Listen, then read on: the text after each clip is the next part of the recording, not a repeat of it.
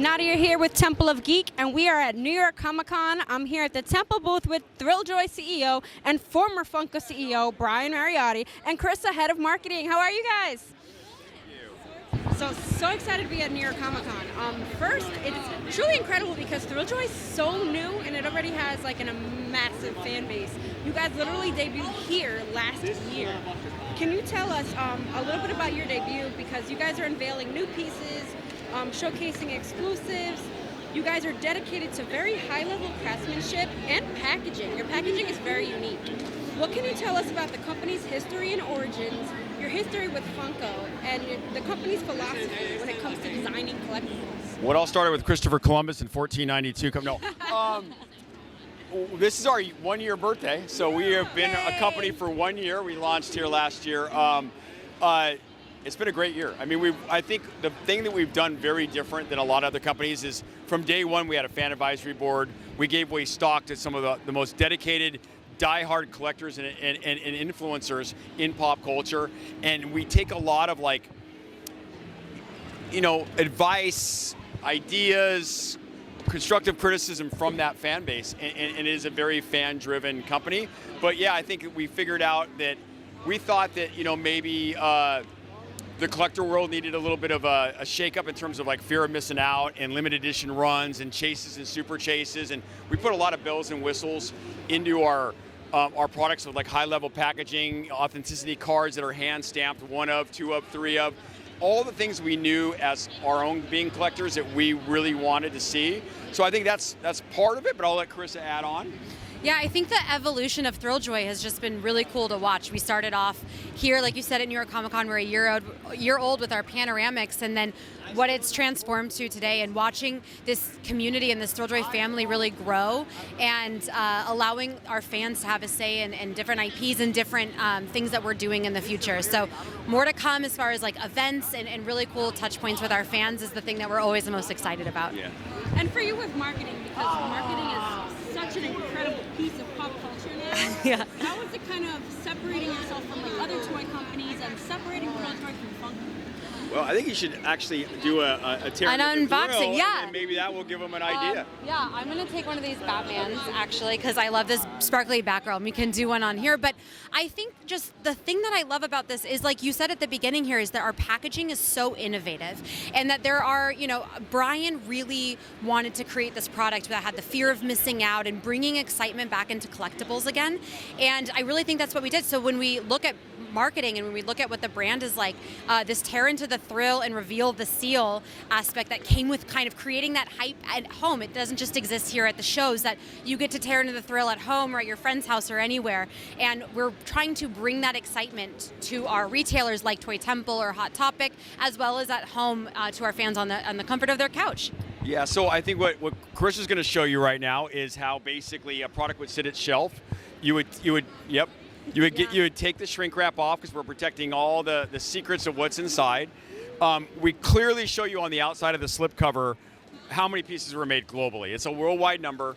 It also says if there's a chase piece or a super chase piece right on the front and on the back, and you get to see on the back there's 3 different characters you're choosing, and one is a hero, one is a chase, and one is a super chase. And I think this one we only made at maybe 48 or 96. 48, yeah. 48. And so that's really part of the excitement. And then Chris is also going to show you how someone at home can post on social media in a very interesting way. So go ahead. So you tear into the thrill, and I'm going to do it right up into the microphone because it's the most satisfying sound.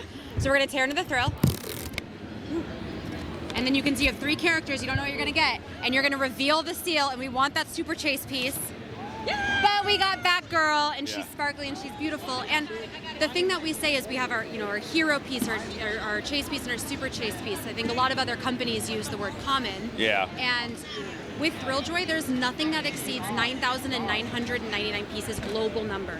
So that's not a common, right? Those are still really rare. So this one at the 6,666 piece count, that is it. That's all of the numbers that you're ever going to see for this globally. That includes the chase pieces and the super chase pieces. So we only have heroes, no commons. Yeah, and so I think that brings that idea of rushing and trying to buy something that will be sold out. We've seen sellouts in mere minutes at Hot Topics and online, Hot Topics at actual stores. Our website have sold out constantly, consistently, our products in mere minutes, and that's what we wanted to bring back. I think that's what's been kind of missing in the collectible space for the last 2 or 3 or 4 years. As people more mass-produce collectibles, we wanted to go back into like bringing the excitement around the experience and unveiling. And I think what we did is give Carissa a platform with this unzip and to tear into the thrill and reveal the seal that makes it great so that she can have all of our fans globally do the same thing. It's really kind of a fun way to share your products. And what are some of the key factors that you guys consider when you're releasing a new product? I think we're always looking at what licenses are moving the needle. Is there something hot like a Has-Been Hotel is one of the ones we just got. Something we did day and date with the Superman movie that came out in the summertime. I think we're looking at things that haven't been produced a lot. Licenses, one I cannot mention. But there we go. Someone got a chase here at the There you go. He just pulled it. That's the excitement of the Yep. So I think, for us, also finding licenses that have been done, but like maybe tertiary characters that haven't been done. An example is The Conjuring. Yeah, but Conjuring. then you did Crooked Man. Yeah. Most no people, very few people make anything on Crooked Man, and so we're constantly always looking for characters that people haven't done, licenses that people haven't done. And then evergreen people, things that everybody loves, but then trying to time it with like events and anniversaries and all that stuff, just to kind of keep it mixed. And we also believe in a massive array of licenses, because licenses bring in different kinds of fans based on who collects that license or who loves that license. So what, Harry Potter might be a heavy female versus, DC might be heavy male. And we want to make sure we have a balance of all that. And I think also we're just fans. We're super fans. Yeah. So I also think Huckleberry Hound or Scott Pilgrim, the things that like Brian really likes or that I really like, or other people on our team, we want to make sure that we're making products that we would also buy, which is also fun. That's part of the fun of it. Yep. Yeah, because it has to feel more natural. Exactly. Yeah. We want it to be authentic. Like, we're super nerds. You should see my collection. Yeah, I mean, hey, it was a long 3-month retirement before I almost killed myself. You're like toys. But I love the fact that when people come to the booth, they'll pull over to the side, they'll start unzipping, they start hollering and screaming. Yeah, you just heard it. Yeah, and that is also part of like what Chris's magic has done on the marketing, is that tear into the thrill and reveal the seal is such a cool way to get people excited about the experience. It's just not a rare piece and it's just, there's also something fun to do with it as well.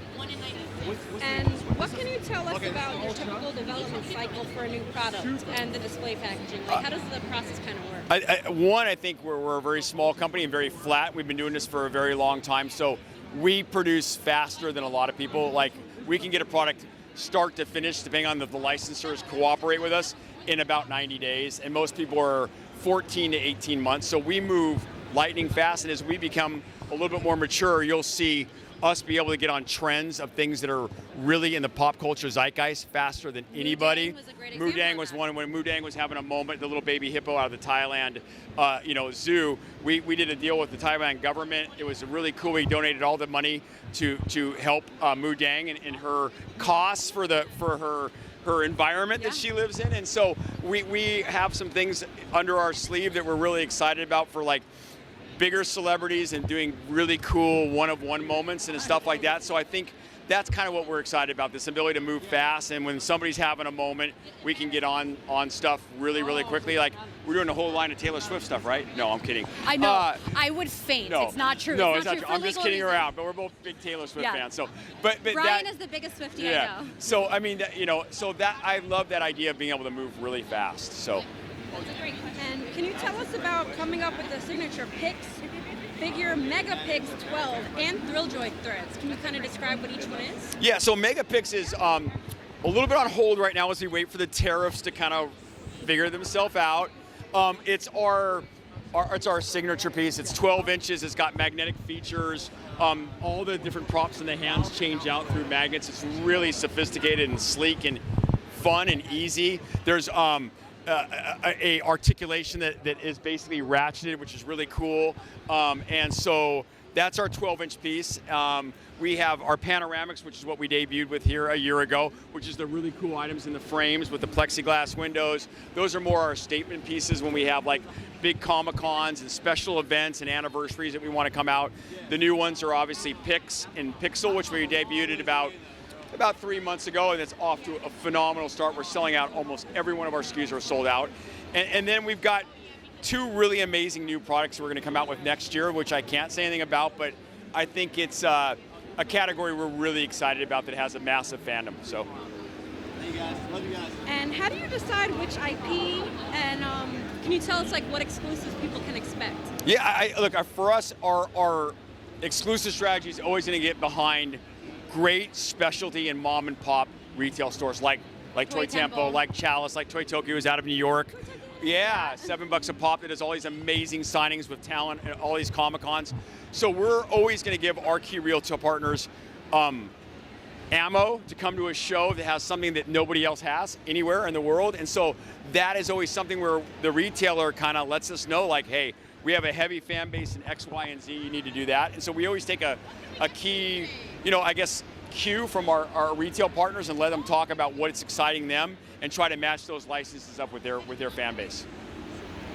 Yeah, and I think going back to like what we said earlier, it really is sort of what's happening at the show. New York fans are going to be a little bit different than San Diego Comic-Con fans, and so I think the thing that we love to do is sit and read the market in that way and be like, oh, this fan is going to love this exclusive in a way that like maybe a San Diego fan wouldn't. So I think there's a lot of exclusive strategy in that. And moving forward, we just had some big announcements on our Whatnot live stream, and so we have like Garbage Pail Kids coming out. We have Astro Boy, which is Brian's favorite chase piece, is coming out with that. Dexter. Some Universal Monsters.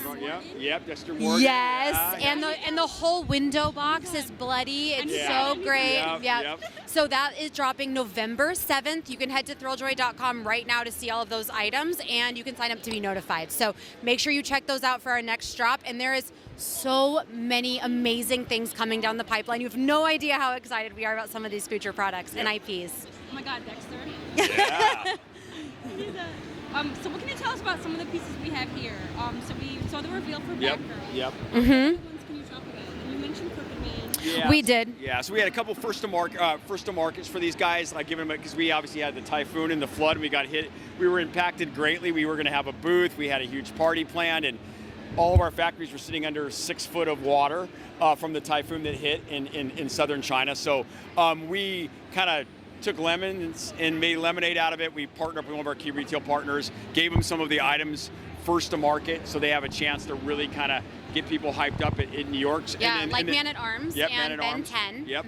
So those are new licenses for us and new products. So they got first to market on those. And then just a lot of the products that have sold out on websites and retailers, they've got their share of that they bring to the shows. And so we've seen really robust sales for these guys as we did our signings and stuff this morning. So it's about 15 Thrilljoy SKUs that are all doing very, very well. So yeah, I think my favorite here, I love the Batgirl because she's sparkly. I think Killer Clowns has been a fan favorite with that super chase. But I really love Cher from Clueless. I'm a Clueless fan. I am a Clueless fan too. So she's been fun to see all the fans come out for that, especially with the anniversary this year. Yeah. And then in terms of Comic-Con, what else can fans expect while they're here? Well, I mean, not as much as we had before the typhoon, but I think we're doing some more $7 a pop. We have some signings going on there. We have some more stuff on Whatnot. We have an eBay Live. We have more stuff at Toy Temple with signings. So we're definitely active. We're here. We're supporting our retail partners, and we're just talking with our fans. We're so excited that we love interacting with our fans. We always learn something, and we get new information, and it's just great to see how they're getting more excited about our products, month after month. So. I love it because even just being in the booth, like I see the fans' excitement, like running up to you, like, "Hey, sign this for me!" Yeah. Like him revealing it. Oh like, yeah. I was super excited. Absolutely. It's great to see. In the moment. Absolutely. Definitely. And anything else you guys want to share? No, I mean, that was good. I mean, I think we just about covered everything. Yeah, make sure you follow us, Thrilljoy Collectibles, if you're not already. Check us out, Thrilljoy.com, and make sure you get notified for any of the products that you want, because like Brian said, they've been selling out like crazy, some of them in 2 minutes, so make sure you're there to sign up so you don't miss the drop of the product that you want. So, yeah. And we will be back in New York properly next year. We're excited about that. So.